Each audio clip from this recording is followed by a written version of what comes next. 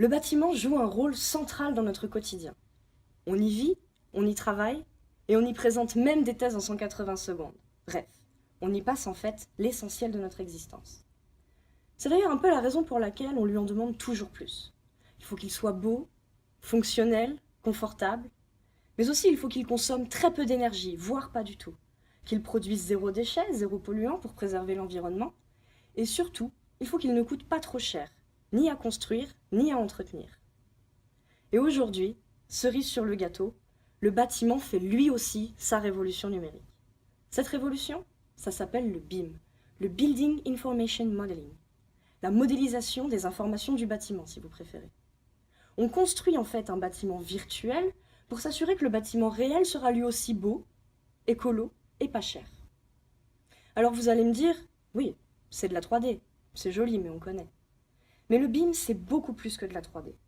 Le BIM, c'est avant tout beaucoup d'informations qui vont décrire dans les moindres détails tous les éléments du bâtiment futur. Les matériaux, les équipements, leurs coûts, leurs performances, mais aussi leur durabilité. Et l'objectif de ma thèse, c'est de comprendre comment le BIM et son cortège d'informations vont transformer nos méthodes de travail actuelles. Parce que l'air de rien, toutes ces données, il faut les récolter, il faut les traiter, il faut bien sûr les entretenir, presque en temps réel. Et en ça, le BIM représente un changement radical dans nos manières de concevoir, de construire et même de gérer nos bâtiments. Et le changement, ça demande beaucoup d'efforts, ça n'est jamais immédiat. Et pour peu qu'on s'y soit mal préparé, le changement peut même induire des conséquences inattendues, voire carrément indésirables. Et moi, ce qui m'intéresse, c'est de savoir si on peut préserver à la fois notre planète, notre santé, notre porte-monnaie, et faire du BIM le tout sans la moindre mauvaise surprise. Alors pour vérifier si tout ça fonctionne de manière cohérente et harmonieuse, j'ai réuni tout ça dans un seul et même modèle dynamique.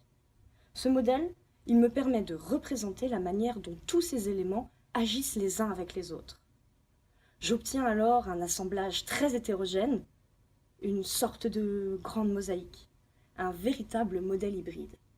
Et ce modèle, il me permet d'analyser à la loupe les réactions qui se produisent lors de grands changements, comme par exemple l'intégration du BIM.